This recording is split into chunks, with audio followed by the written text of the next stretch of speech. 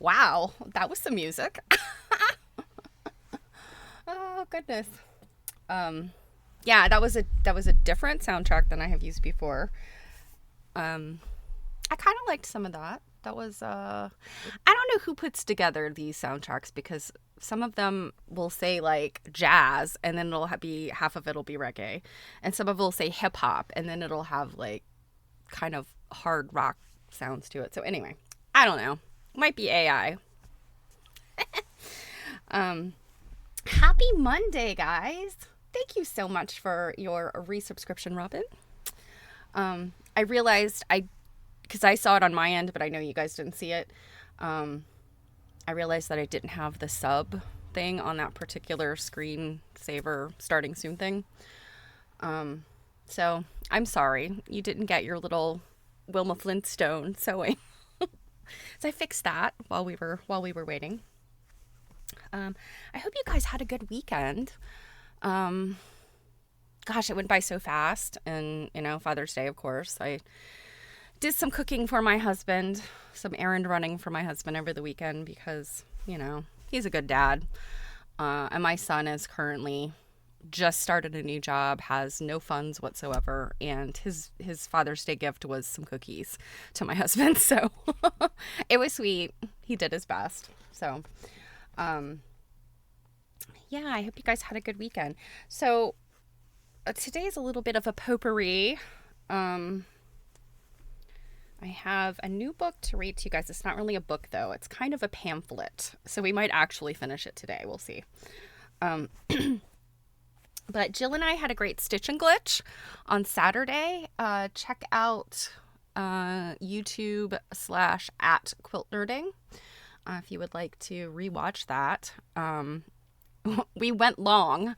We were kind of wrapping up at 2 hours, and then I remembered I had not asked the group had they seen The Quilters, the documentary that's on Netflix. And of course, that innocuous question led into a half an hour discussion. So it went long. It was almost 3 hours, I think, 2.5 hours. So anyway, let's see. I actually have a little list here so I can remember what I wanted to show. With that said, if you guys have not seen The Quilters, it is on Netflix. Highly recommend watching it. It made me cry. I knew it would. I actually saw it on, gosh, what day was it? I think Thursday night. I'm a member of the Quilt Alliance, and the Quilt Alliance did a little watch party for it. And there was only about 7 or 8 of us there. But it was, we had like maybe a little 15-20 minute discussion afterwards. And it brought up things I had not thought of before. I know a lot of quilters, people in the quilt world are familiar with this program. It's at a maximum security prison in Missouri where they actually have like a quilt shop. And prisoners can qualify to go work in this shop. They make quilts for children in foster care.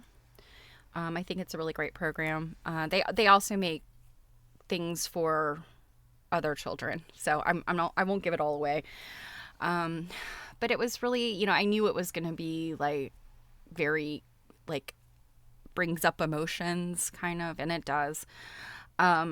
There were also some things I had not thought of before that I think were interesting. So anyway, highly recommend watching it. If you don't have Netflix, not to worry.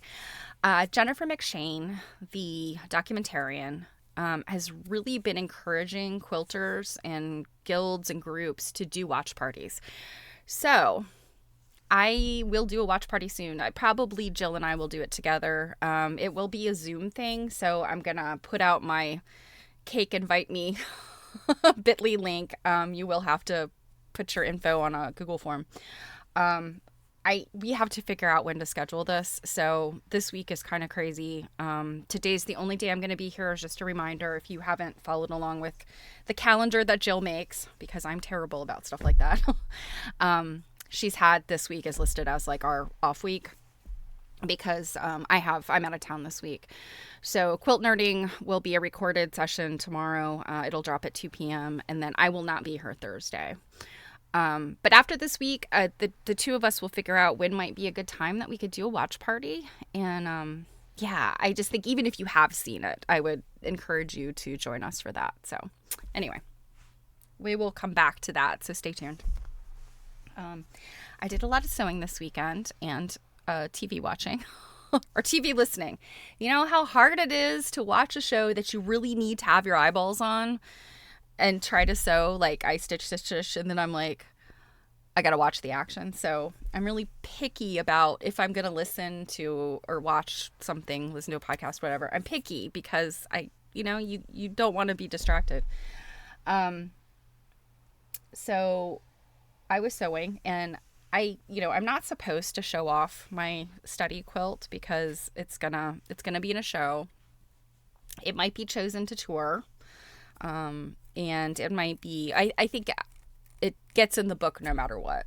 I think, but to tour it has to be chosen. But anyway, we're not supposed to show our progress off until the quilt is done.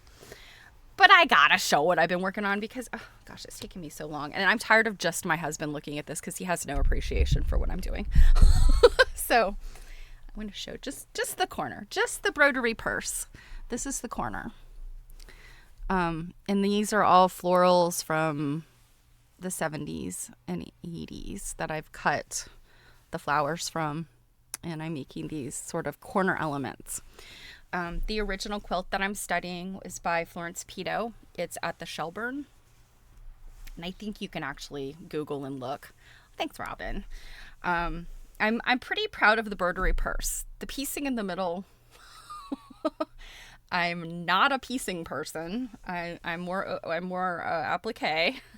So we'll see. I'm hoping that it does not disqualify me from my quilt traveling, because I do know some of the other people that are making quilts for this quilt study are incredible needle women. I think it's pretty much all women in this. I don't know if any of the male members of AQSG are participating, but anyway, I can't wait to show you guys. As soon as it gets shipped off, I think in September, I'll be able to show it. So it's been a significant part of my spring and summer. So, but yeah, broderie purse, I kind of just always, and I have done different kinds of broderie purse over the years, fussy cutting. But the broderie purse is where you're really cutting out an emblem, a motif, a flower, a figure, whatever, very closely and appliquing it down. And I'd always thought of it as still kind of being a quick thing. It really isn't. When you're trying to make like a kind of a dense shape like this, it's a lot of cutting out of flowers and then actually like organizing them and stitching them. It's a little bit bigger of a project than I originally thought. So just a heads up if you decide to take on some broderie purse yourself. So another thing, another weird thing this weekend that I'm still confounded by. So back in the day, sometimes if you were a heavy duty Amazon user, and to what I understand also Target and Walmart, like buying things online, sometimes they don't want to process your return. So if you've got like a good history with them, they would just say, keep this thing. And I mostly experienced that with Amazon. Like, for instance, this has been years ago too. This has probably been 10, 12 years ago. I ordered a calendar, like a calendar book, and I accidentally ordered the wrong year. And of course, whatever seller had the wrong year on there was just like, thanks a lot. Anyway, so immediately when I got it, I was like, oh, I didn't even unwrap it. I was like, oh, it's, the wrong year. And so, of course, I went to go through the Amazon return thing and with the plan of having to pack it up and send it back. And they were like, no worries. You don't have to send it back. You're a good customer. Just, you can dispose of it, whatever. So I was like, oh, okay. Well, I think I ended up using the book to like collage in because obviously a calendar from previous years is not very useful. But, I'd heard at that time that was kind of just it was more expensive for them to comp you for the shipping and process the return than it was to like actually just let you keep the thing. But I kind of feel like that died out. That was like a temporary thing. They don't do that anymore. You know, certainly if you do refunds through Amazon, you know, you have to take it to a UPS site. Yeah, they do still do that with some things. Okay, I don't shop that much with Amazon anymore. I don't, and gosh, it's been a while since I bought anything that I had to return. In any event, I bought something from Target recently. I had seen this kind of t-shirt jumpsuit thing, terry cloth, like when I was out in California, and I looked to see, and it's by a brand that I'm kind of okay with. It's still fast fashion, and you guys know I rail against the fast fashion. I rarely buy pre-made things anymore other than like fun t-shirts. But anyway, I saw this thing and I thought, that is a garment that looks like it could, you know, and it was by a brand that's usually pretty decent. So anyway, I bought it. I ordered it. It came. I don't know what I was thinking with the sizing. Oh my God. It was like 3 sizes too big. And this was a garment that cost like $30, which, you know, $30 isn't a lot of money, but, you know, when you're on a budget, it is. So I was like, okay, I cannot obviously keep this thing. It's way too big.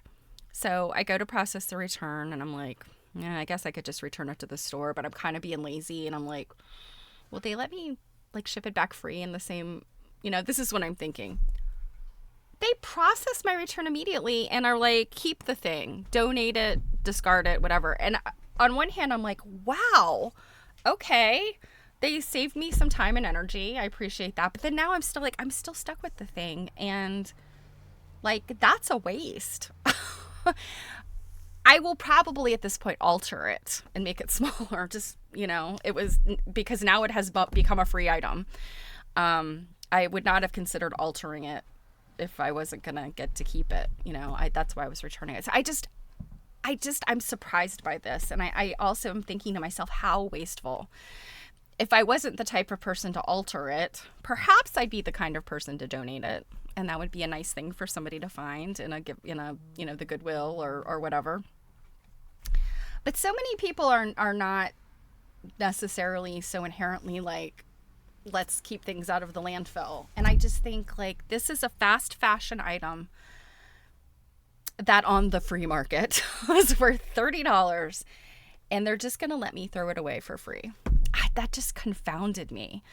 And it really surprises me that they're still doing stuff like this. And I think to myself, herein, and I'm kicking myself for buying this thing in the first place, because herein lies the issue with fast fashion. To the consumer, it was going to cost me $30. It cost me $30. To the company, it obviously did not cost that much. It was not worth that much to them. Which begs the question, how much did the person that made it get paid? It's all the problems with fast fashion. So my wonderful return experience with Target, I'm having to turn that around into a negative experience and say, don't buy fast fashion. I'm sorry, guys, for these mixed messages, but I'm so confounded by this thing. Anyway, FYI. Cake still doesn't want to do fast fashion, and I'm kicking myself for fast fashion. Okay, on to my next thing. I will often joke about how I can drag Dr. Denton into anything and everything. And I have discovered that the world is rife with Dr. Denton, 6 degrees of separation from Dr. Denton, basically. So I have to share this with you. While I'm binging some shows, as I'm sewing this weekend, I noticed that the Ocean Gate documentary, or one of the Ocean Gate documentaries, has come out on Netflix. And if you are not familiar with what I'm talking about, you must have been living under a rock in 2023. So it's literally 2 years ago, and I cannot believe this has been 2 years, but 2 years ago, Ocean Gate, this company that was doing deep sea exploration, they had this thing called, what is it called? The Titan, I think. Anyway, they're going to send this thing, a manned little craft, down to the Titanic, and there was a lot of controversy, but it made big headlines when the thing went down and didn't come back. And the assumption was that it had imploded. But for about a week, well, it was about 4 or 5 days, international news was following this thing because they were looking for it, and there was the suggestion that they had 4 days worth of oxygen, and that it could have just been down there like without like without their systems, like it's just drifting underwater. So I was obsessed with it at that point. I was like, oh my God, is it going to come up? Are they going to find it? Are they going to find it too late? Like, please rescue these people. Of course, they were billionaires. So you're kind of like, billionaires get themselves into these situations. Anyway, as we all know, it imploded. The worst happened. Those 5 men lost their lives. It was a pretty terrible thing. Well, anyway, long story short, OceanGate documentary is on Netflix. The CEO who lost his life in this accident was named Stockton Rush. And frankly, the man was a psychopath. I cannot even imagine, after watching this documentary, I can't even imagine how this man convinced enough people to continue working for this company, continue doing what they were doing. And I mean, it was a foregone conclusion that eventually this thing was going to implode. It's horrifying. Spoiler alert and trigger warning. But I still highly recommend watching it. It was a very good documentary. However, they're talking about Stockton Rush. They're giving a little bit of background on him. And I mean, I knew he was a rich man. Nobody on a budget is building deep sea submersibles. But they briefly mention generational wealth, and they talk about the fact that he's descended from the colonial families, and this is the generational wealth. And then guess whose name comes up? Benjamin Rush. He's a direct descendant of Benjamin Rush, as is Dr. Dutton. So I was like, oh my gosh, Stockton Rush is William Rush Dutton's cousin. I realized the payoff for this long story may not be that great, but what a small world. So, I mean, and I would guess, with the colonial families, the generational wealth, there's probably a lot of waspy people throughout the history of the United States that are related, but I just had to shake my head at that. I was like, what? This is crazy. So, there's my weekend anecdotes. I told you, it's a potpourri. The other thing I want to do is show you the Renwick quilts because, alas, I'm so sorry, last Thursday I had to end at 4 o'clock. And if you weren't there, I had some technical issues. And so my first 20 minutes was a problem. And I got down to all of the quilts I had seen at the Renwick, but the last 4. So we're going to look at those before I get into the reading. I did want to read something else to you, though. And usually, you guys know, I don't usually read directly from modern, current articles and things because, it's copyright issues. However, this article I thought was really poignant. And I mean, it is available on the internet. I will share the link. Actually, let me make sure I have it now so that I can, because it's on my phone. And I just thought it was very poignant. And it's about Joanne. And I thought it was worth reading. So the Atlantic. Okay. So I think this is a good link. Let me make sure. Oops. No, it's not. Sorry, guys.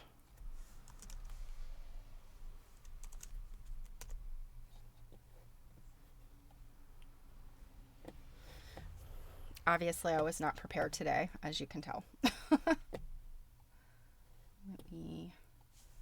give you guys a good link because I hate that to try and. I think this might be it. I don't want to have to put this big long. All right. Because it came out of my pocket saves, this is what you're going to have to accept. I can't get the link in there otherwise. Sorry. Okay. So this is called Lament for the IRL Craft Shop. And like I said, I thought this was really poignant. So it's in the Atlantic. It is called, and when does it early? Okay, so this was written on June 1st, or it was published on June 1st of this year.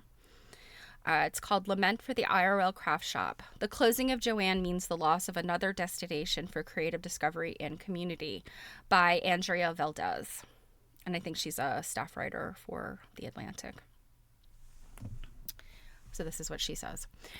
On a trip to my local Joanne craft supply store recently, I felt a cheap thrill, an extremely cheap thrill. Huge signs posted on the front doors read store closing and entire store 30% to 70% off. One screamed, nothing held back, which struck me as both desperate and alluring. I walked in and wandered up and down the picked over aisles, skimming my fingers along the flannels, fleeces. Now, you know, there's still probably enough fleece to clothe the entire universe still left that have gone to liquidators. The flannels, fleeces, silks, and satins, buckets of yarn beckoned. I was even tempted to add a bathrobe, one of those items that places like Joanne inexplicably stock alongside craft supplies, to my cart. And soon, in true millennial fashion, I was lost in nostalgic reverie. When I was 10 or 11, I started a summer business selling friendship bracelets to kids at the local swimming pool, the crafting equivalent of running a neighborhood lemonade stand. That diversion blossomed into a lifetime love of hand-making all sorts of things, blankets, clothes, bags, and many, many hot-glued monstrosities. Since then, I've spent countless hours in craft supply stores of all kinds, including Joanne, which this weekend was expected to finish closing all of its nearly 800 stores after twice filing for bankruptcy. Joanne's shutdown may sound trivial or even inevitable. The chain is just the latest in a parade of stores that have marched to the graveyard of big box brands. But many people in creative circles are worried about having fewer places to stock up. Over the past several decades, the expansion of chains such as Joanne effectively snuffed out numerous mom-and-pop craft shops. And now many cities and towns may be left without easy in-person access to a dedicated craft supply store. So I'll pause right here and say, oh, have they purchased all of Joanne's fabric? Okay. I knew that they were going to start carrying fabric, but I didn't know that they had purchased the what was left. This article probably was before that, maybe, or she just didn't pick up on that. But one thing I wanted to say that like really like kind of struck a chord with me was talking about the big box stores. You know, back in my 20s, I worked for Target, and prior to that, when I was in college, I had worked for Walmart, and you know, I feel like the big box stores were kind of an evil necessity. In small towns and towns without access to stuff, like where you had to drive X number of miles to go to town. And sometimes for some people that was like an hour sometimes. I mean, I have friends who still live in rural enough areas that going quote unquote to town where they can shop for more than just basic essentials is like an hour drive. So, I mean, there's still places like that, but this idea, you know, and this is back in the 80s and 90s when all like big box retail just blew up, proliferated. You know, every corner of the developed areas of our nation. The biggest pushback to the Walmarts and the Targets and the Best Buys and, you know, all of those things that were kind of coming out of the malls or never were in malls, was that they were putting mom and pop shops out of business. So, you know, the small fabric stores, the small retailers. And now they're all either shutting down, filing bankruptcy, having problems. I mean, Target, I keep seeing, because I own stock in Target, and I keep seeing like how they're business is down, foot traffic is problematic, all this stuff. And I'm like, oh God, please don't let Target go out of business. I rely on them for my retirement. Anyway, but that's just something that really strikes me. And I think many of you have probably seen this in your lifetimes, like back in the day, we had a completely different retail landscape than we had in the 80s, 90s, 2000s. And now 2025, we're in this online shopping and, these big businesses that we thought they were impenetrable, like they were going to be here forever. They're not here anymore. So it's ugh. Like, what do you do? So Robin said you saw an article a few days after this article. Okay. I've read some of them, funny what happens when you totally change your DEI policy. Yeah. Yeah. Yes. And I think that's what Target is really struggling with. When I worked at Target, they had a very, diversity was a big deal. And of course, DEI is nothing new. DEI used to be called diversity. And granted, was it the same thing? Not exactly. It changed the tenor of what it meant, but it's still the same, I would say, type of initiative. And I think it's, I will take a stand right here. I will draw my line in the sand. I think it's absolute bullshit that the current administration has such an issue with DEI because, again, it's like rolling backwards. If you crush DEI, then you have to crush diversity and you have to crush civil rights and you have to, there's a lot of stuff you have to just crush when you're chomping through, wokeness or whatever you want to call it. So, ugh. All right. Off my soapbox, packing away the politics and back to craft stores. Okay. So she goes on to say, this isn't the end of crafting, obviously. People still have Hobby Lobby and Michaels. Even Walmart and Target sell craft supplies, though hardcore crafters will point out rightly that those chains don't come close to offering the selection of fabric and other materials that Joanne did. Smaller specialty shops exist, but their products tend to be more expensive. And yes, items can be ordered online, but that's always a gamble. Crafting is an intensely tactile experience, and when you can't see or touch supplies before buying them, the reality frequently fails to meet expectations. I think we've all had that problem. You buy the thing on Amazon and you're like, what is this crap? But the death of a reliable institution such as Joanne isn't just about the demise of a business. Its closing creates ever more distance between materials and makers. Plenty of people aspire to indulge their creative side, yet some struggle mightily to find the space and time amid the pressures of day-to-day life. Joanne, affordable and accessible, made all of that easier.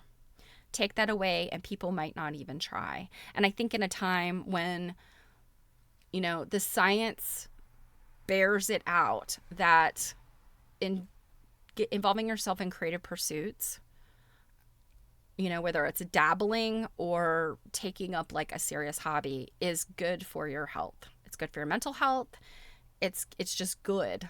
It manages to, lessen and dampen anxiety. And it's just creative flow is such an important thing, I think. And I mean, I have read a lot about this and I feel like science, the medical and psychiatric and occupational therapy, all of those communities agree on this. And so, yes, for people that might discover crafting or making with their hands, maybe they won't try anymore because they don't have easy access to a glue gun. So, yeah.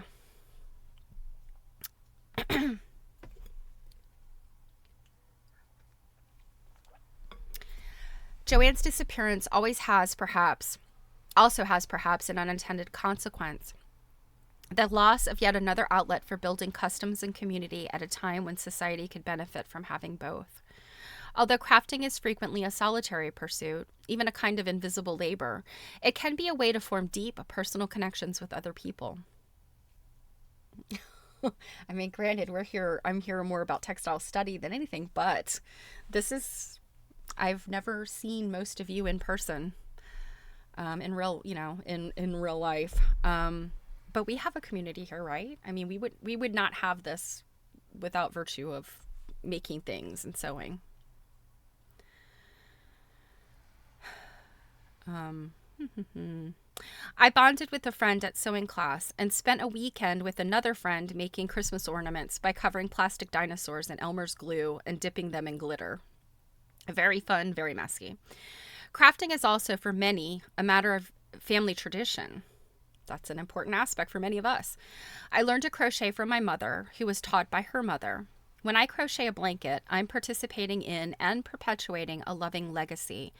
And the end result is something I can hold on to for years or even generations. One of my most treasured possessions is a pink, blue, and white Afghan blanket my mother crocheted for me when I spent a winter in Chicago. Crafting isn't necessarily a frivolous pursuit, although it can be. Indeed, it occupies a storied place in America's cultural and political history. During the Revolutionary War era, the homespun movement saw women spinning their own yarn. Did they call it yarn then? I mean, it was kind of more thread, but spinning their own yarn as American colonists boycotted British exports.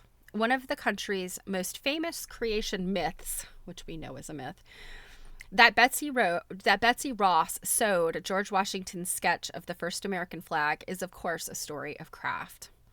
Sewing circles have long been a gathering space for political conversation, activism, and agitation. In 1846, Frederick Douglass wrote a thoughtful letter to an anti-slavery sewing circle in Massachusetts, most likely after its members had reached out to him regarding their interest in abolitionist movements. Craftivism has also led to significant public displays. During the AIDS crisis of the 1980s, thousands of people contributed panels to the AIDS memorial quilt, an homage to people who had died from the disease. In 2017, people knitted and wore pink pussy hats at the Women's March in Washington. For the talented and deeply dedicated, crafting Crafting can morph into a sustainable livelihood or be elevated to fine art. But it is also quite simply fulfilling. I don't know how many hours I've filled reading patterns and sewing and tearing out stitches. I've crafted so many handmade gifts. Some truly beautiful, such as the cream-colored fisherman's Afghan I love so much. I was sad to give it away. And others, such as an uneven, lumpy quilt I sewed in my early 20s that was cute at best. Ultimately, losing a store like Joanne means losing two of crafting's most necessary elements, inspiration and serendipity. Feeling the weight of a particular yarn, seeing the subtlety of certain colors in certain lights, spotting a finished product on a shelf. These tangible interactions are what move many crafters to experiment with something new. This rich display of possibility is part of what makes crafting feel worthwhile, which is why, as I tried many different projects over the years to varying levels of success, I never felt bad about giving a new medium a go. It's also why on my recent and most likely last trip to Joanne, I walked toward the checkout with several skeins of discounted yarn. I stopped and picked up a beginner's cross-stitching kit. Maybe now I'll finally master it. So again, that was Andrea Valdez. She's a managing editor at The Atlantic. So that was just really, I think she really kind of summed up sort of the feelings.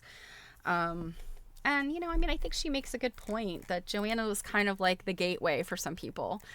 I know lots of people that get into crafting or making things by ordering things online, by just kind of figuring out themselves.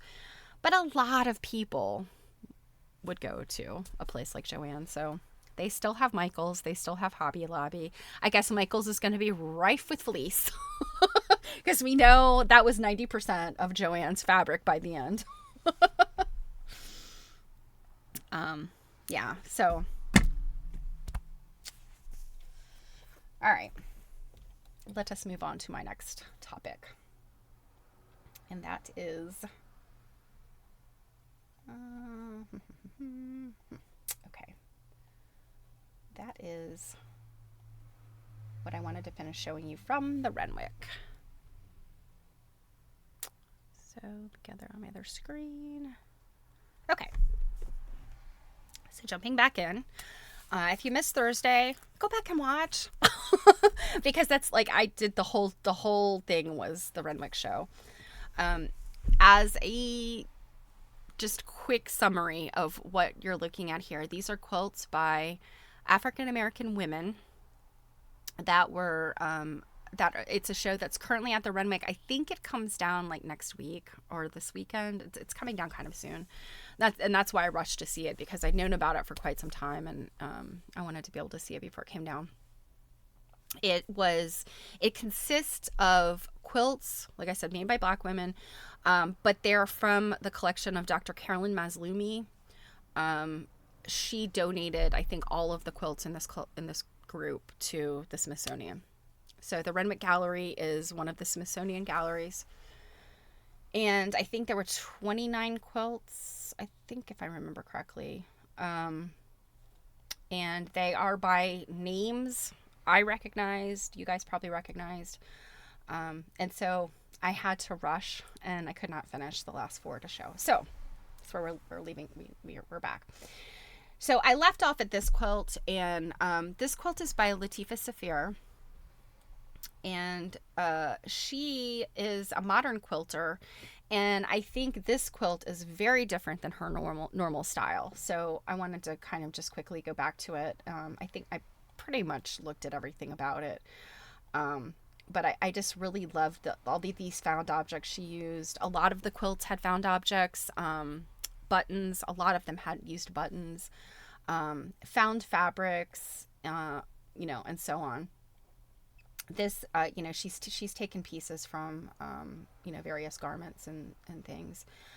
I know the hairdo, supposed to be Harriet Tubman, represented. The hairdo is from a purse she cut apart. I thought that was really interesting. It fascinates me when people use found objects and how they alter them, change them, and so on. Because I do the same. I use found objects in my quilts. So I'll skip through. So this one we did not talk about. And bear with me for just a second.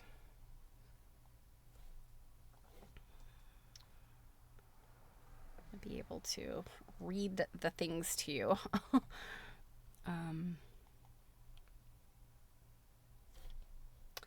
So this is a quilt by Lauren Austin. She was born in 1959 in Boston, Massachusetts. And this quilt is called Day Garden. It was made in 2019. And what the statement about this quilt is this. Oh, and by the way, there's a lot of hand-dyed fabric in here, which I think is pretty cool. She also used textile paints and inks. And there are also a number of quilts in this show that did the same thing. And I think some of that comes out of sort of trends in quilting. There was a time when a lot of quilters were using hand-dyed fabrics and, painting on their quilts and things. And I think to some degree, some artists still do that. But this was, I think, really big in the 20-teens and the 2000s.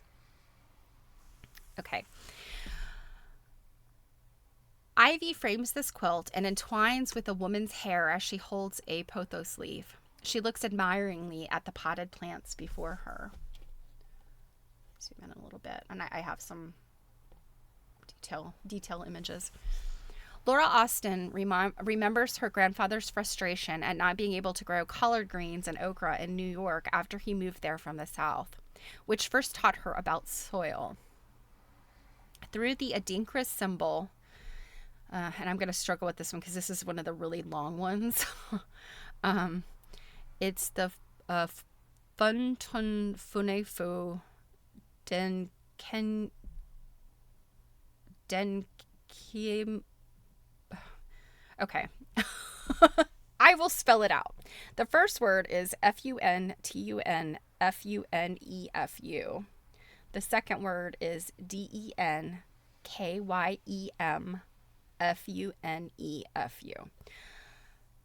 I won't try to pronounce that second one.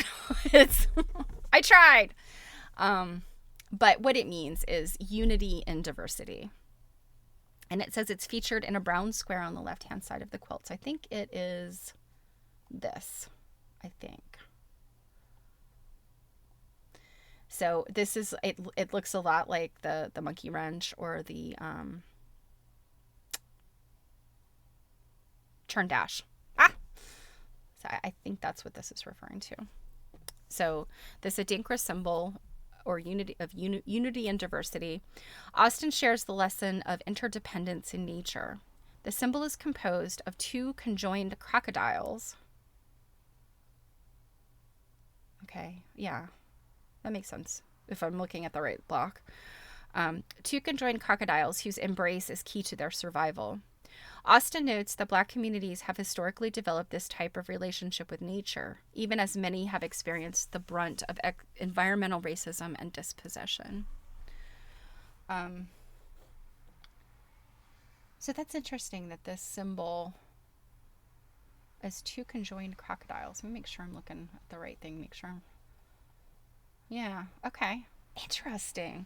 I've only seen kind of like I guess a selection of the Adinkra symbols. Sankofa is one that there's a long story behind it why I connect with it, but there's two versions of Sankofa, and one is the guinea fowl, the peafowl, with its head looking back over its back. And then there's a version of it that's like a heart. But yeah, I wasn't as familiar with this one, so that's interesting. So here's some of the details, and you see that here is another artist using these found textiles. This is mid-century, probably a tablecloth or some other type of dress or scarf covering kind of thing. And I love the way and I think it says these are pothos leaves. These individual leaves that she has, they might be out of hand dyed or they might be painted. She's put beading in here and like to accentuate kind of the vein in the leaf, and they pop off of the quilt because they're only stitched down, kind of like at the leaf's beginning. And this is another look at them. I don't know if they're wired. They might have a wire in there, or it might just be the way she has kind of stitched them. But they definitely had like a very organic look about them that I really liked. I thought it was very cool. Okay, that was all of that one. Okay, and then this one, as you can see, I'm so skilled at taking straight photos. I often wonder, do I just have a natural tilt? Okay, so this is Marion Coleman, and Marion Coleman had, I think, 2 or 3 quilts in this show. So Marion Coleman was born in 1946 in Wichita Falls, Texas. She died in 2019 in Oakland, California. And this quilt is called Tender Gardens, and she made this in 2014.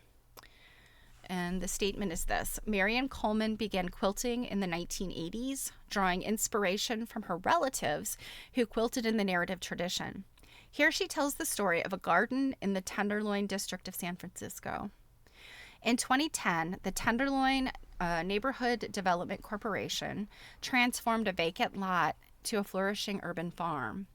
Tended exclusively by volunteers, the Tenderloin People's Garden offers free produce, herbs, and plants native to the Tenderloin, a neighborhood with no full-service grocery store. Coleman's fiber collage comes together with vignettes of people working and photo transfers of the garden. Oh, I didn't even realize that those are actual photos of the garden.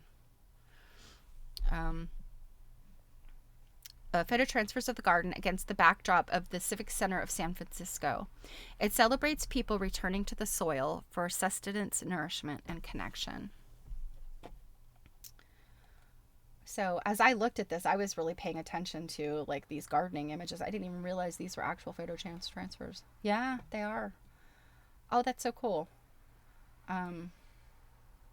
And I was looking at these because I was like, oh, did she do rotary purse, or like did she paint? Like how did she do these? And the only materials info we have is cotton fabric, cotton batting. But I suspect that these look like they're probably painted fabrics of some kind, because it's clear what they are. Like these are cactuses, succulents. something cabbagey looking maybe. But they also are not photorealistic. So it says to me that they were painted fabrics. Or batiks, like there's some batik in there too. And I love her little Wellington boots, little green boots. So yeah, here's the close up. Also, I love this sort of patchwork to make the grounds and there might be some kind of like stone paving or something in this garden. And then the close up of this woman. And I don't know if it's a self portrait or not. It's just she doesn't say. But I just, the figurative imagery is so cool. Okay. And then we have this. This is a look in. This is one particular gallery that had 5 or 6 quilts in it. And they had these quotes on the wall, and I liked reading these. So we do not know how any other freedom-seeking, formerly enslaved woman chanted our names, planned for our daring recklessness, gathered seeds we would one day plant. But we do know that they committed to move from one state of being to another. And that's from by Alexis Pauline Gumbs, Michelle Lanier, Jonica Rivers in Sojourn. And I don't know if this is a book or a paper. I haven't had a chance to look up those people's names. So I'm not entirely sure, but I thought that was a lovely quote. Okay. And the last 2 quilts are Carolyn Maslumi's. So this is what we know. Carolyn Maslumi was born in 1948 in Baton Rouge, Louisiana. And this particular quilt, which if you have followed anything about Carolyn Maslumi, you have probably seen this. She has got a very graphic style. And I mean, I think she's a brilliant artist. She combines, like this traditionally pieced border. And then these sort of like, they're almost photorealistic, but they're not. They're, they're representational of photorealism, I guess. But it's made like cut, it's that poster look of bright cutout kind of stuff that graphic designers would use.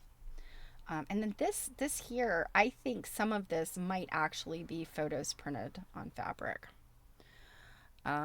Or some type of like silk screening or something. So what the materials list is cotton, India ink, textile paint, cotton thread, and cotton batting. She might go into the details of this in maybe some of her books. I haven't read anywhere where she talks about specifically the construction of her quilts. But in any event, they're so graphically striking. And I just happen to love this one. And so again, it's called I Am My Brother's Keeper, made in 2016. And she says, I am my brother's keeper is an affirmation of interdependence and reciprocities. Maslumi's signature sun, with its radiating bands of black and white, that's this here, warms her 2 grandsons while they play outside. The trees, along with the border that represents Ghanaian's visual symbols called a dinkra, frame their time together. Even as they play, the older brother is looking out for the younger brother. The land and ancestral wisdom hold them together. So, these are her actual grandsons. So, I mean, you kind of appreciate that photorealism of, true children in her life, that they aren't generic children. And here's some of that detail. I guess this is the textile paint. I don't know, in looking at it, I thought maybe that this was some type of, like silk screening or photo manipulation, but maybe it's just paint that she's used. I mean, she's a brilliant artist. And then look at the quilting in the little boy's pants. I love this, all of these different quilting lines. And then here's a close-up of one of the little boys' face. And you can see, I mean, look how simple this, I mean, I'm not saying that this is like, oh, easy, simple, But these are just some very simple lines that she's created here. And I think this is all applique.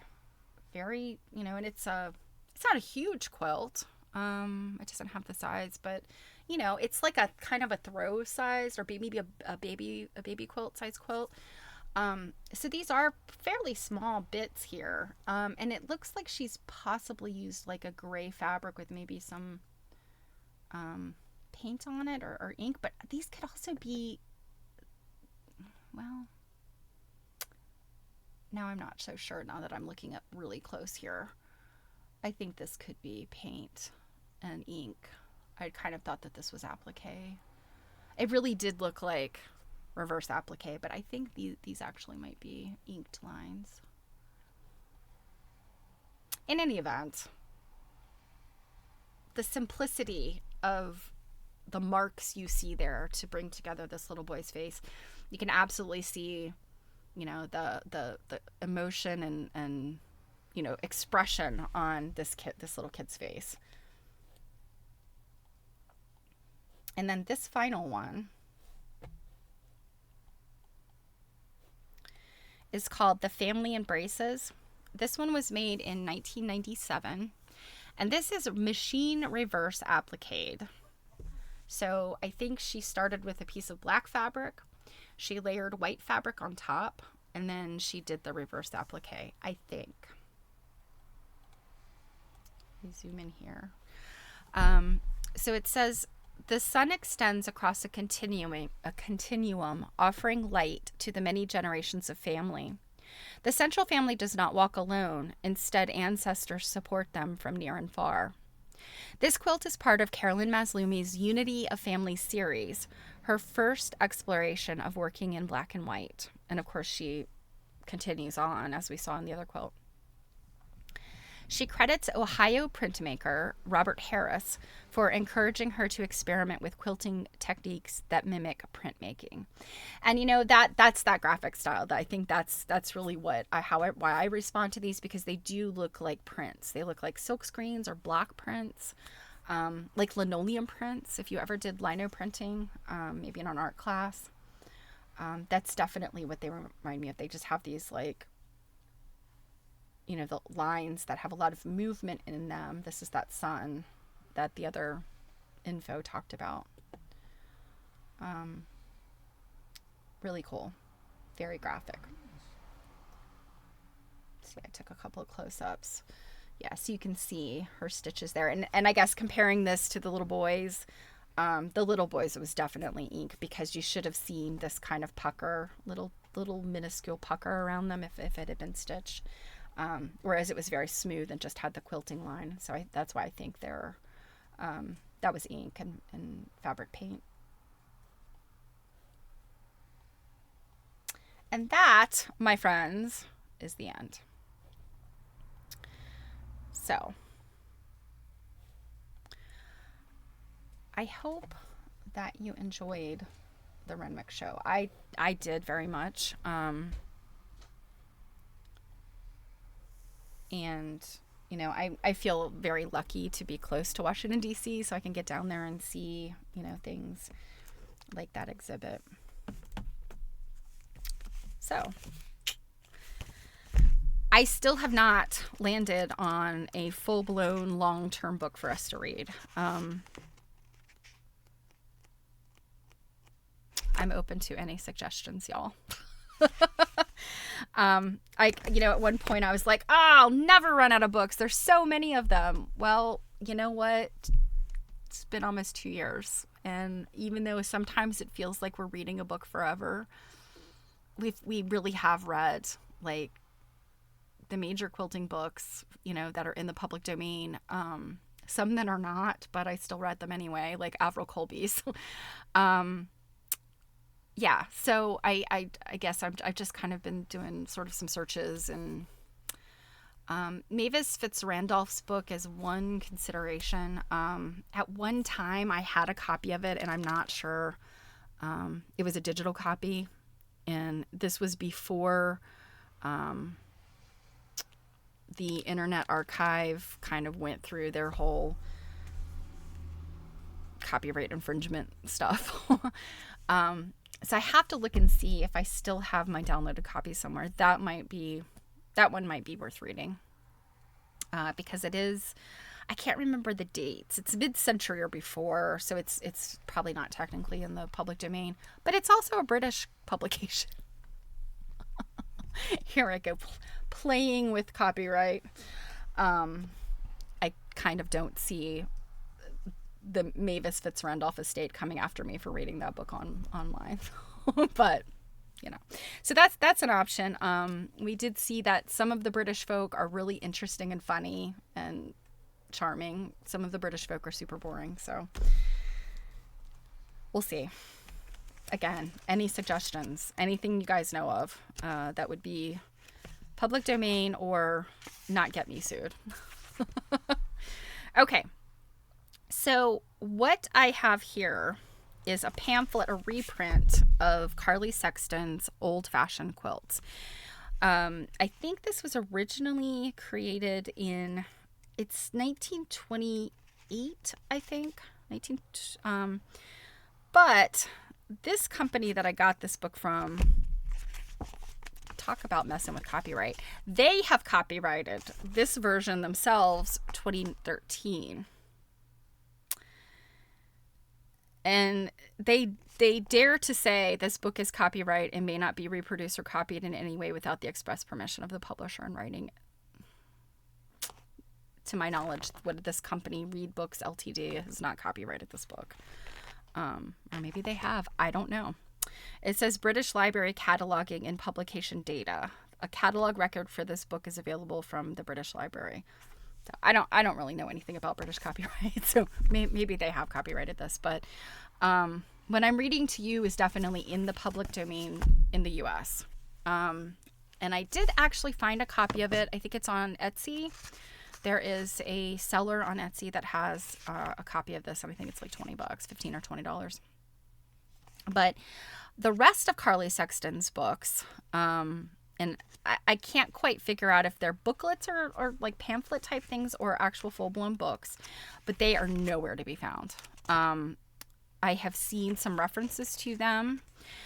There's a really great paper in American Quilt Study Group Uncoverings 1997 by Susan Miller about Carly Sexton, and it does reference some of her other books. So they're definitely in people's collections, but they're just not out there to buy. She was a contemporary of like Anne Orr, Marie Webster, all the other people, but for whatever reason, she is like a best-known secret, or a well-kept secret. I think I probably didn't use that correct. A well-kept secret. She just did not have the notoriety that some of these other women in this space did. But anyway, I thought it would be interesting to read this little booklet. I got it a while back, and I literally have never even opened it. I put it on my bookshelf and promptly forgot it. So, and I want to say that like the front page of this is missing in this reprint. It's got to be because her copyright info was in that. So anyway, long story short, Old Fashioned Quilts, Carly Sexton. Quilting. Quilting can refer either to the process of creating a quilt or to the sewing of two or more layers of material together to make a thicker padded material. Quilting, as the process of creating a quilt, refers specifically to the joining of layers in one of its steps, often along with designing, piecing, applique, binding, and other stages. A quilter is the name given to someone who works at quilting. Quilting can be done by hand, by sewing machine, or by a specialist long-arm quilting system. This is a modern beginning to this. This is not written by Carly Sexton. The word quilt comes from the Latin colcita. I took Latin. I should know my pronunciations. I think it's called colcita, meaning a large stuffed sack, but it came into the English language from the French word quilte, C-U-I-L-T-E, I probably did not pronounce that right, but we all know my French is terrible. The origins of quilting remain unknown, but sewing techniques of piecing, applique, and quilting have been used for clothing and furnishings in diverse parts of the world for several millennia. The earliest known quilted garment is depicted on the carved ivory figure of a pharaoh of the Egyptian First Dynasty about 3400 BC. This information here is really striking me. I've read this before. I feel like this information is being pulled from other sources. Possibly some of the other authors that I've mentioned, Marie Webster, and so on. I go on. Quilting has been part of the needlework tradition in Europe from about the 5th century CE. Early objects contain Egyptian cotton, which may indicate that Egyptian and Mediterranean trade provided a conduit for the technique. Quilted objects were relatively rare in Europe until approximately the 12th century. However, when quilted bedding and other items appear after the return of the Crusaders from the Middle East, the medieval quilted gambeson, akatan, and arming doublet were garments worn under or instead of armor of mail or plate armor. These developed into the later quilted doublet as worn as part of fashionable European male clothing from the 14th to the 17th century. This is sounding like a summary of Avril Colby. Quilting clothing began to be generally used in the 14th century, with quilted doublets and armor worn in France, Germany, and England, and quilted tunics in Italy. Typical quilting is done with 3 layers: the top fabric or quilt top, batting or insulating material, and backing material. The quilter's hand or sewing machine passes the needle and thread through all layers and then brings the needle back up. This process is repeated across the entire area where quilting is wanted. A rocking, straight, or running stitch is commonly used, and these stitches can be purely functional or decorative and elaborate. Likewise, the usage of the finished quilts can be purely for artistic purposes or for more functional reasons, items such as bedspreads, clothing, and various textile products. Many types of quilting exist today. The 2 most widely used are hand quilting and machine quilting.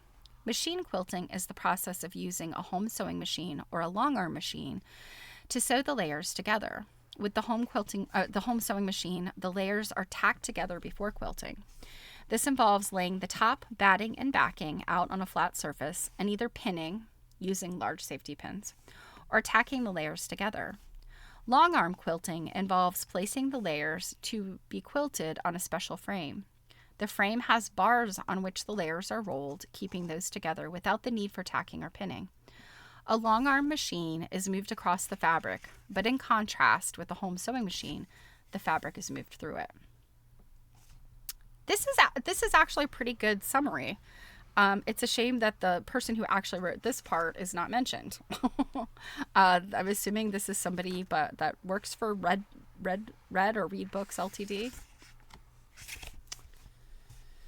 Hand quilting is the process of using a needle and thread to sew a running stitch by hand across the entire area to be quilted.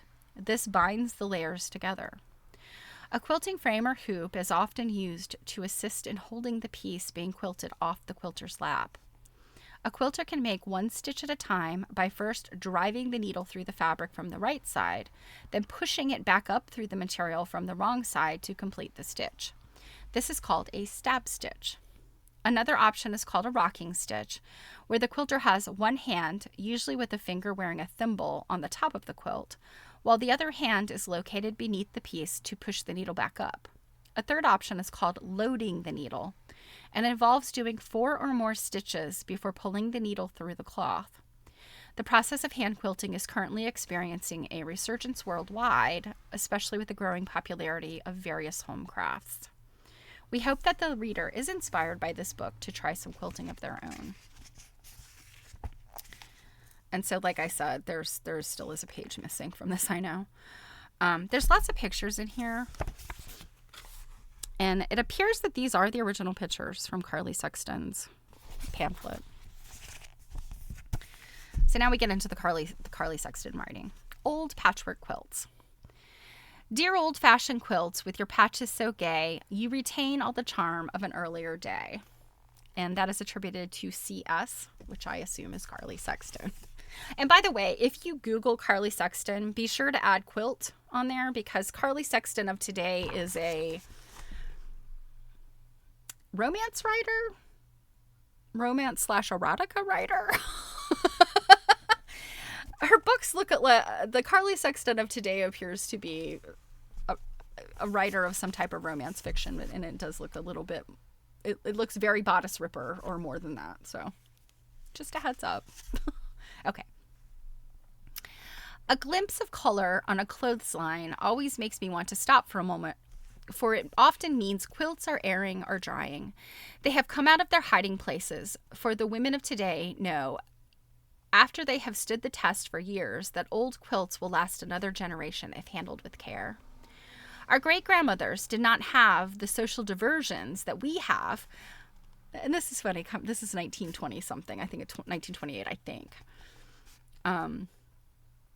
They did not have diversions that we have, but their quilting, spinning, and weaving, they were not idle. Their guests sat around the quilting frames and spent such happy hours exchanging scraps and patterns. How do I know? Well, my little quilt rambles take me into some of the quaintest homes where old-time quiltings were enjoyed, or where a grandmother still lives among her treasures of the past, and where her garden of old-fashioned flowers just grows. I love to hear them tell me where they got each piece in a scrap quilt, or where they wore the dress made of this or that material. The quilting bee did furnish a great deal of pleasure for the pioneer woman. They had time to cut and sew while we hurry along in our busy world. Isn't that quaint? The busy world of 1928. I wonder what we will leave to the next generation that will compare with or take the place of the old patchwork quilt. The log cabins were cold, and the fireplaces did not give out the warmth required to make them cozy on cold, blustering winter nights, so a good supply of warm bedding was required. Until recent years, these quilts that may have been handed down to this generation have been hidden away in a chest or drawer and only brought forth on state occasions. Now we find them throughout the country, the vivid colors mellowed into soft shades that blend nicely with our furnishings. I have found some of the most wonderful old quilts that represent long hours of labor as well as pleasure. Unlike most antiques, the quilt has been kept and treasured by most people in spite of hardships. Once in a while, I find one that has been neglected or given away, but not often. I saw one exceptionally pretty rose pattern in red, green, and yellow that had been given to a home for the aged, and two more that had thousands of stitches, which were taken to the Red Cross workroom. There is more originality in the applique patterns than in the pieced, but we find enthusiasts and marvelous quilts in both. Every state has its share, but we have to look for them. Some of the most beautiful and the best preserved are found in the rural homes away from the beaten paths and the main highways.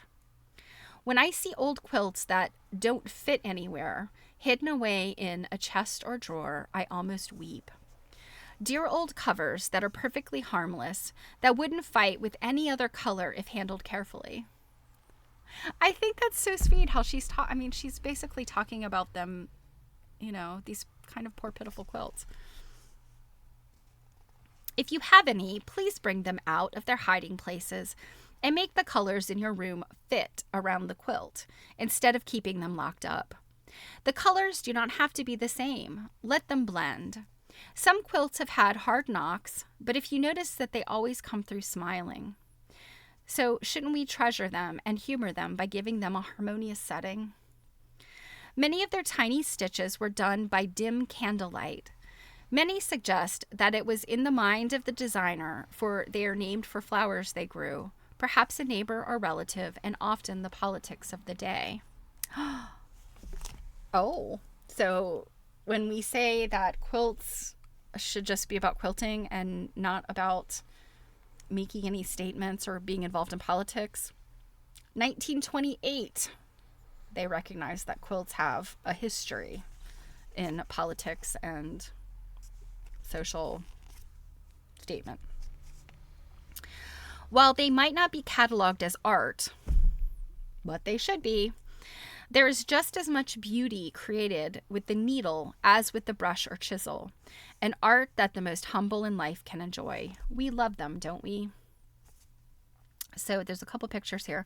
We've got Dolly Madison's workbox made in Virginia in 1820. The colors are dark blue and white. And I think I've seen a picture of this, a quilt just like this. And then on the facing page, we have California Rose, red and yellow figured calico, made in Ohio, 1875, and then a crazy quilt. So the crazy quilt's not that interesting, but this is a pretty thing. It's interesting. It's called California Rose. I mean, I kind of look at that and I see Caesar's crown, but it's also not really a Caesar's crown. So the names of quilt patterns, right? Oh, this one's interesting. This one's called True Lover's Knot.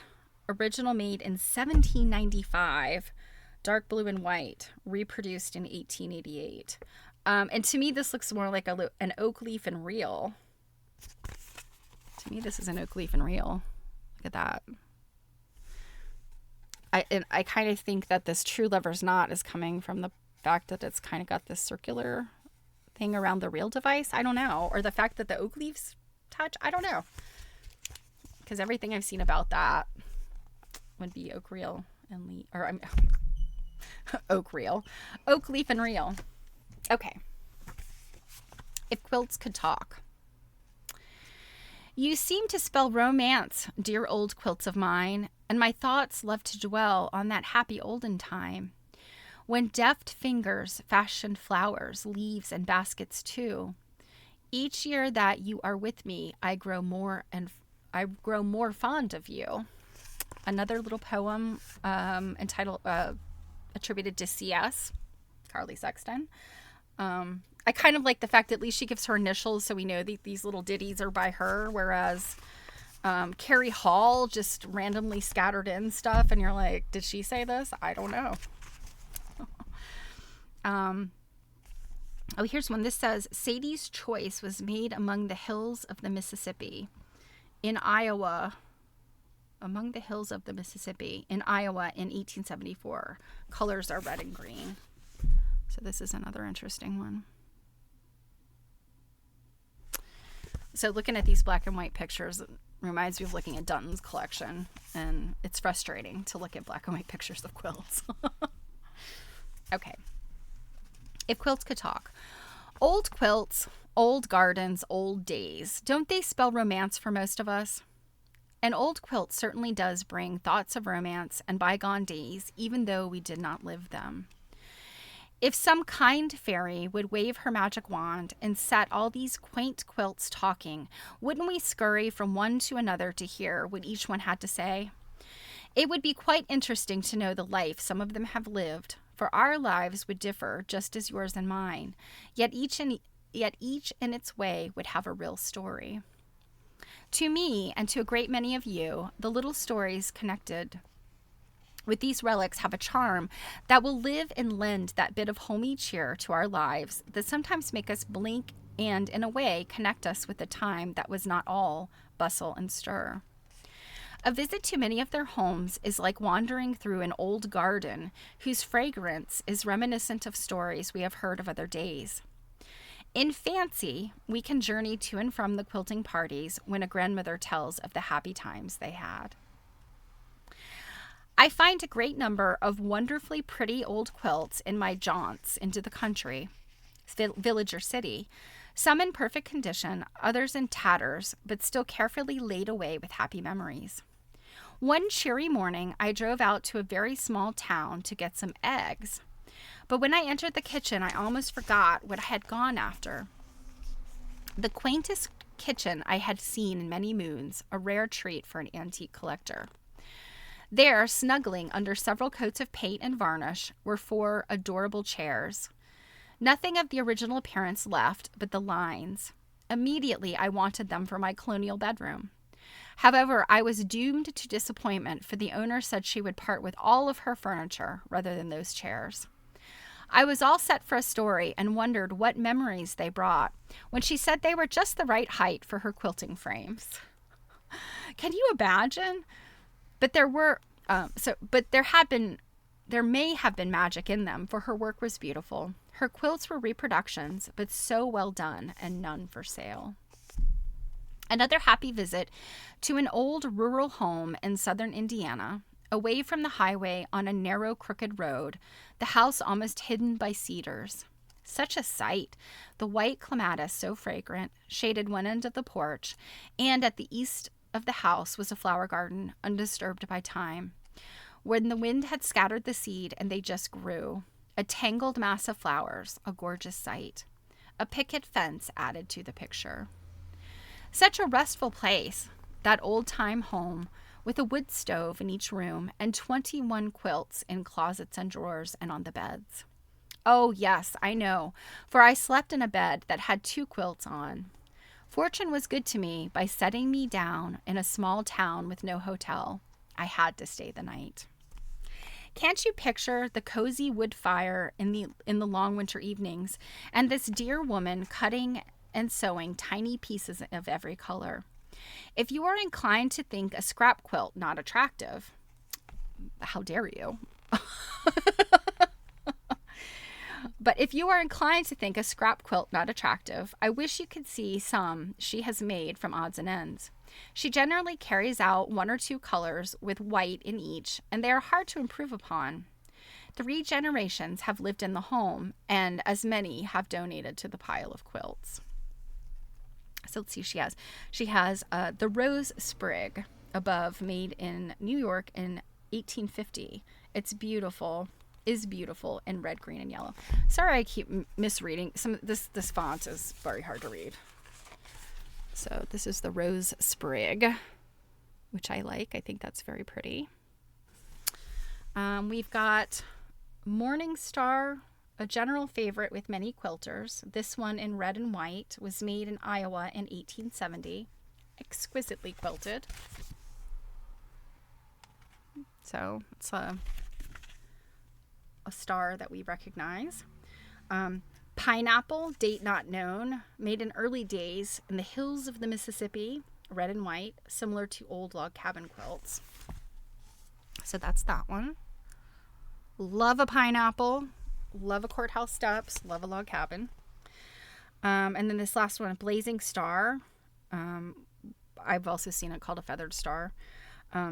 Red, green, and white, an Iowa quilt made late in the 19th century. A perfect specimen of needlework. I have to say, Carly Sexton is very enthusiastic, but also charming. She seems kind of like she's got a great imagination, very romantic. An attractive white quilt made in Sweden 175 years ago was lost 80 years, but finally restored to the family after having crossed the ocean 5 times. What? Must have been in the bottom of a trunk. We cannot but feel that the romance and tragedy of quilts might make them somewhat human. This was brought to my mind more clearly when a visit to the West Coast brought me into the home of a wonderfully pretty applique quilt. The colors, red, green, and orange, were softened by time, and there were stains on one side of the border. The stitches were perfect and the quilting marvelous, but the background, originally white, was very dingy looking. I was interested in learning its story, for gracing a four-poster in a guest room, I felt there was some sentiment to it. Then I learned the tragedy. When my hostess moved into the apartment, she saw the quilt spread on the ground under the tree in her backyard. Uh-oh.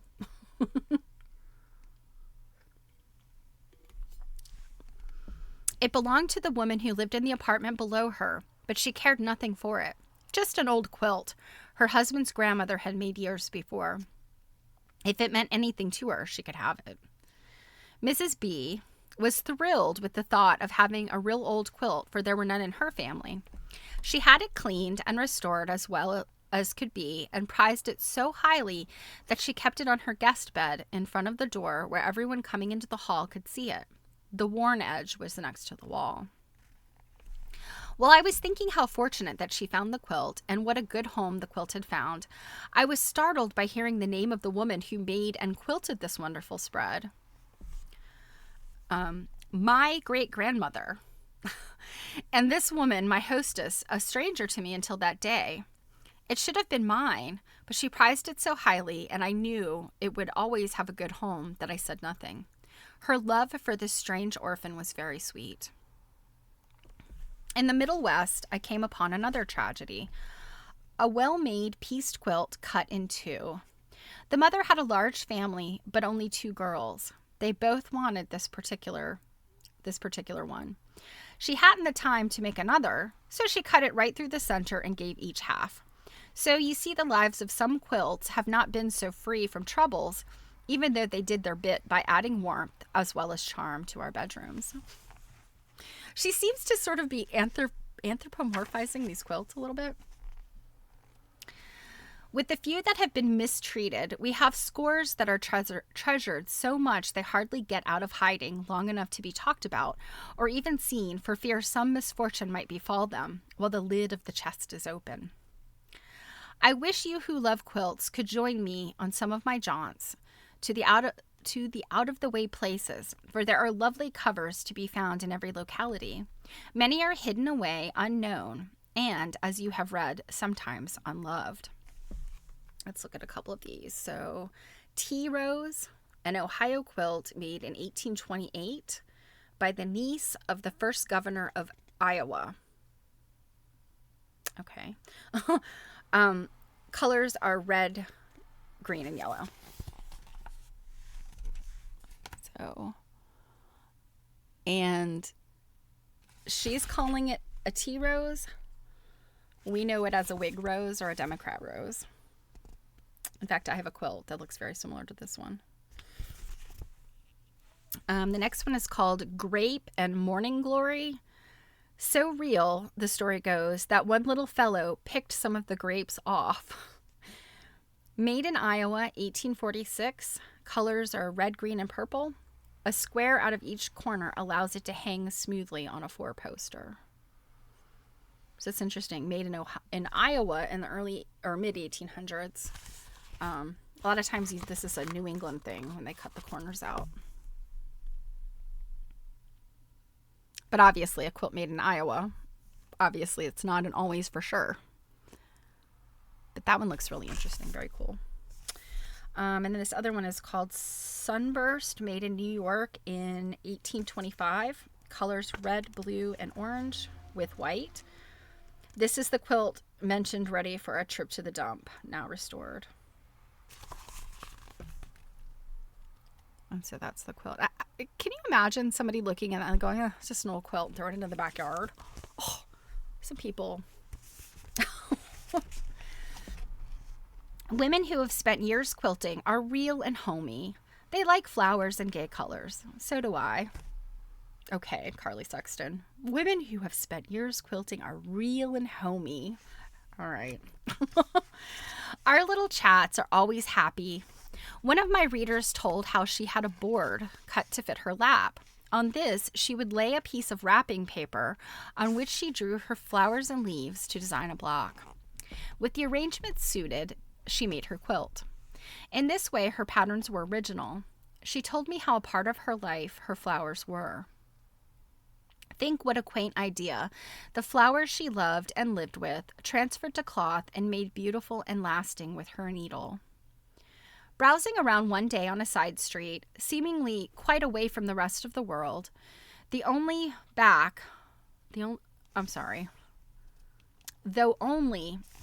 also does this strange thing where she simplifies the word though to THO. I have literally never seen that in a publication.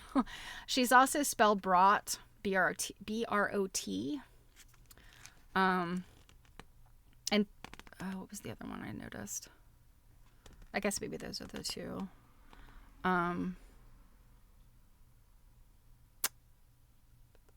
Thoughts. THOTS. Is that, do you guys know, is that common? I have seen this in some early publications where they do simplify words that would have the OUGHT in them. It's interesting that she's doing that throughout this publication, though. Anyway, that's why, and then this font is hard to read, so that's why I'm having trouble reading today. Sure it is. Let me try that again. Browsing around one day in a side street, seemingly quite away from the rest of the world, though only back of one of the main boulevards in one of our suburban villages, I saw a for sale card in the window. Such a friendly brick cottage, it seemed to draw me in.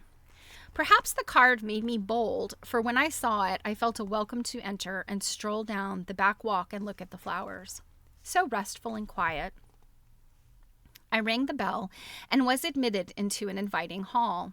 On each side, a door opened into other rooms. Not uncommon, you might think, but when I tell you the furniture therein had lived and served 3 generations, you will want to walk through these rooms in fancy with me. So let's look at the quilt real quick. So this is orange peel, made in Virginia, 1824. The pattern was taken from a fragment of an old quilt wrapped around a chest found off the coast of that state. Colors red, green, and white. Okay. So it was made in Virginia in 1824, and the pattern was taken from a fragment of an old quilt wrapped around a chest found off the coast of that state. Okay. Pirate treasure? I don't know. That's a pretty cool looking quilt. A very early quilt, if the date of 1824 is correct. Okay. So she's walking through this house. Chest of drawers, rush bottom chairs, 4 poster and spool beds, and adorable old mirrors. But where were the patchwork quilts that this quaint setting called for? Ordinary white spreads were on the beds. Upon inquiry, I learned there was only one quilt, which was in the basement waiting for some good Samaritan to take it to the dump. Just an old thing that had been lying around the house for years. Of course, when we think that over a century had passed since it was made, it might seem it had served its time. But why, when it could be restored? I saw visions of that quilt, restored, and on the poster bed in the room with the hooked rug, walnut bureau, and spool-leg table. The dear woman did not know anything could be done for it, but at once she was interested, and after I made a pattern for her, she replaced the worn pieces, and it started life anew. So then she's got a bunch of pictures of just blocks in here. And I'm not going to go through all of these.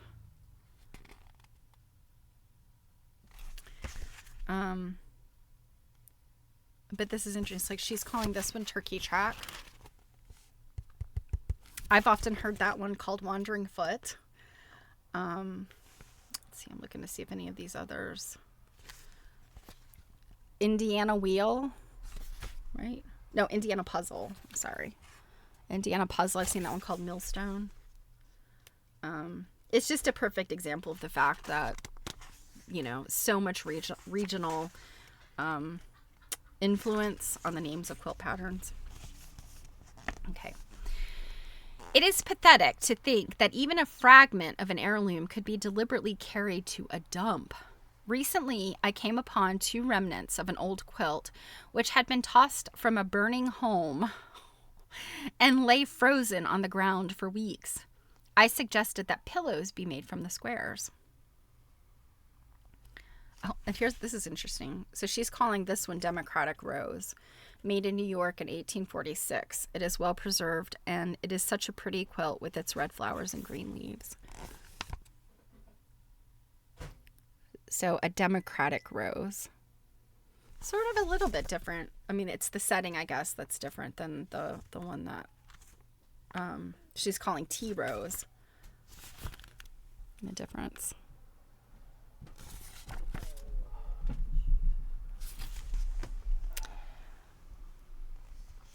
A few days later, I was called to a home to see some Kentucky quilts. We all know what that means. We do. We all know what that means, though every state has just as pretty and as many old quilts as they have not been talked about as much. These quilts were all worsted. There had been a great many stored away in one room of a farmhouse to be distributed to the many members of the family. The house burned and none were saved. The wool comforters had not been stored with the cotton quilts. So on and on the stories go without end. Romance and tragedy. The number laid away in that home reminds me of a woman who has pieced over 50 quilts and still has a great number of them.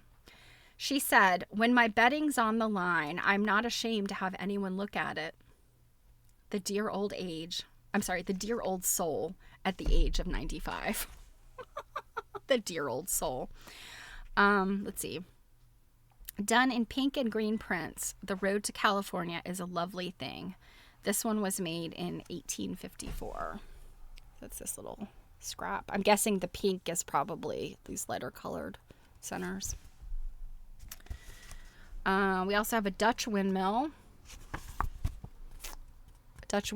Which you might also know as Hearts and Gizzards. The Dutch rose. Temperance ball. Rose, yellow, and apple green. The original was made in Ohio in 1870 in the old red, green, and orange. So temperance ball. That's interesting. I never heard it called that. Flower basket and wild rose are these other two. Making a quilt. One color here, another color there.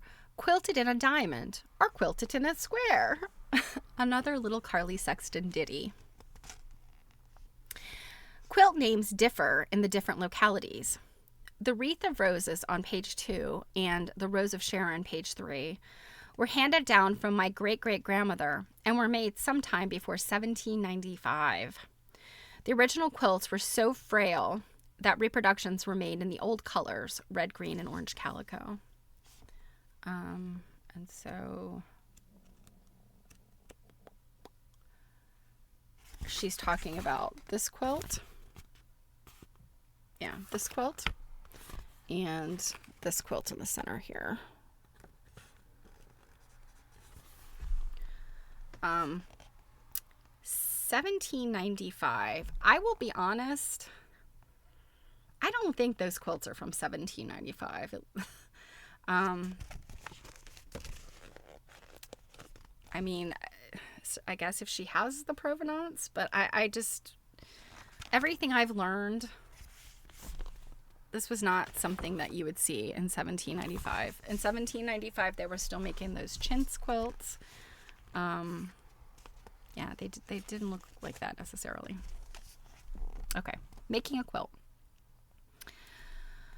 The True Lover's Knot, also an old family quilt, was originally made in dark blue, the old-fashioned blue calico with tiny white star. The reproductions have been made about 40 years. The True Lover's Knot in Kentucky is called the sassafras leaf in New England, the hand, and in the West, the California oak leaf. The Ohio rose is called Rose of Sharon by some. So that Lover's Knot, again, oak leaf and real is what we know it as today. Patterns vary as to curves and points, but I believe this is due to the cutting around the paper pattern, instead of cutting a cardboard pattern and drawing around it onto the material to be cut. This will ensure a more perfect design. If just an edge is cut off by one, then another slip by someone else.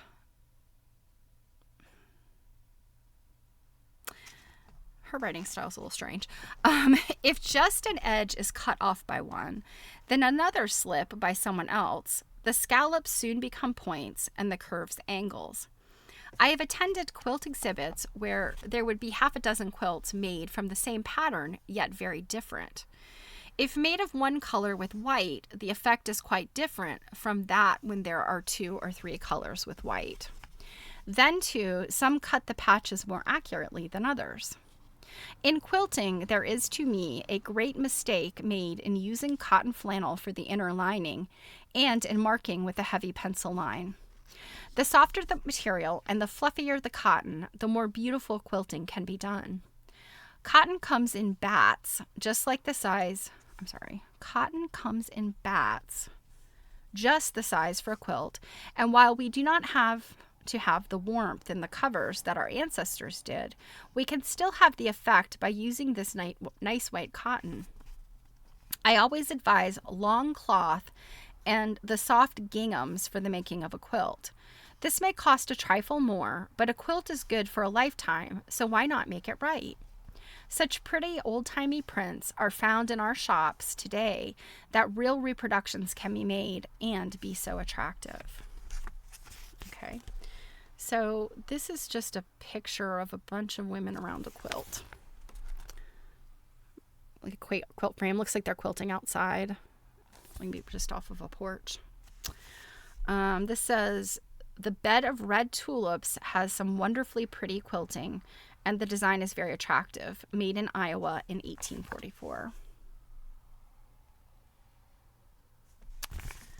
And then this last one is Philadelphia Pavement, a Southern Indiana quilt in blue and white. A perfect specimen of needlework. It looks like it probably is.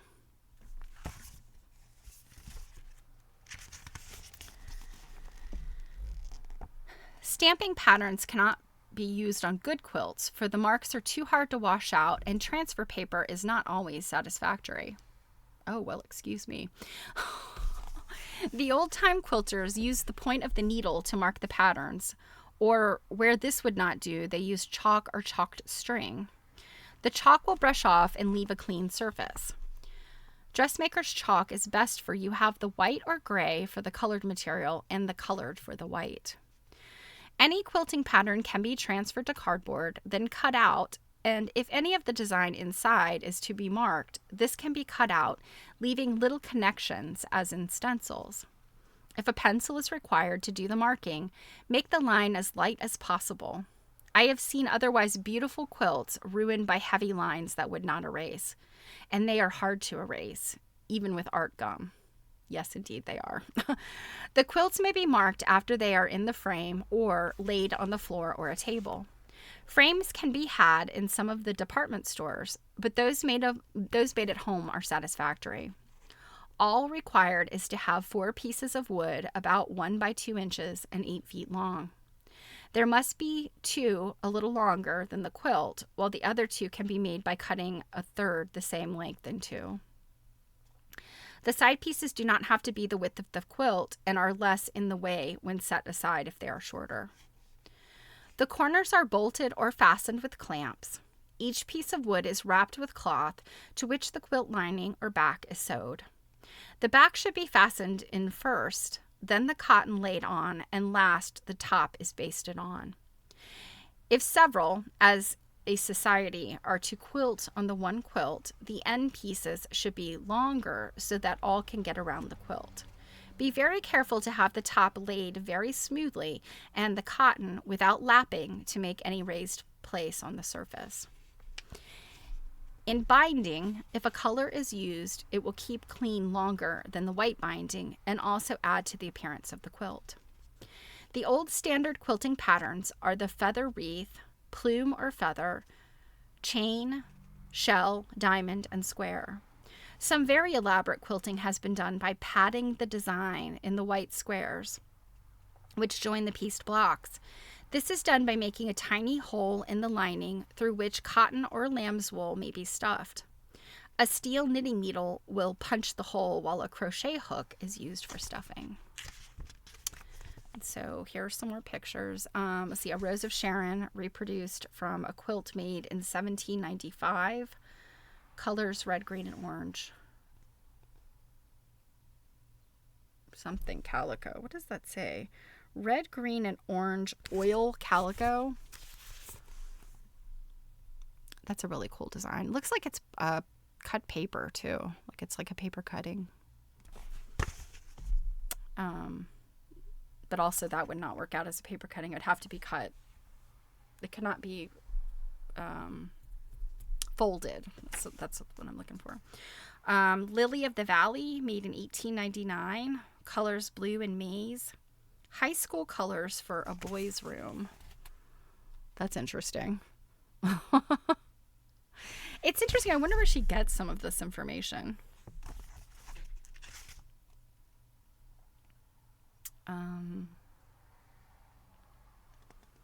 These are just some more quilts. I kind of wonder how accurate some of Carly Sexton's information is. There's a tea quilt there at the top that's often temperance, but sometimes not. Sometimes it's just a tea.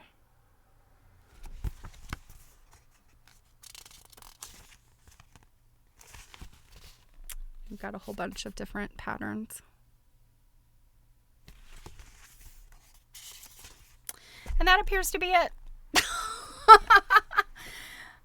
So yeah, she really did not explain very well how one quilts. Isn't that funny? Like she talked all about the quilt frame and marking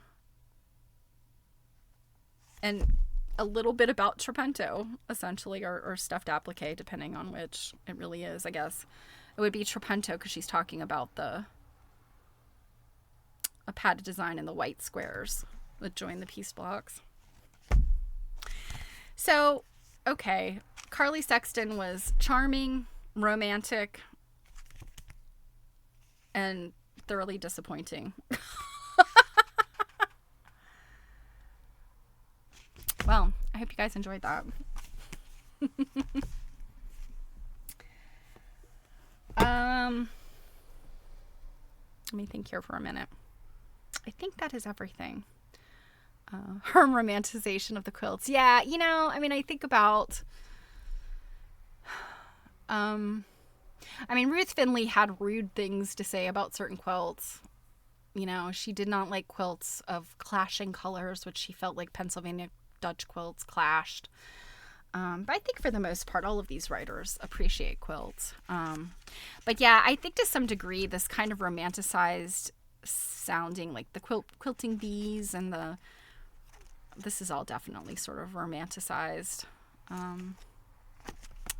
Yeah, I really wish I could get my hands on some more Carly Sexton writing to kind of understand a little more about her. Because this old-fashioned quilts, like, I don't know if it was a pamphlet that was maybe sold.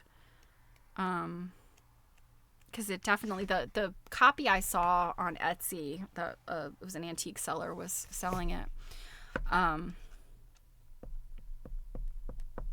Oh, no thanks for advertisements. Meow, Nana. I don't care for that, please. And thank you. I'm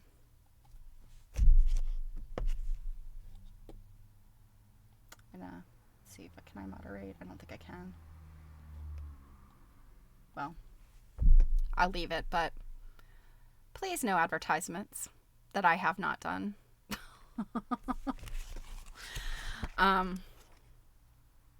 So yeah, I don't know, like, where would one have picked this up, this pamphlet? But as I was saying, the one that was on Etsy, it looked like just a paper kind of. Yeah, you can't delete it, Robin, because I can't remember. Do you have mod? I don't know if you have mod rights on here or not. I don't remember.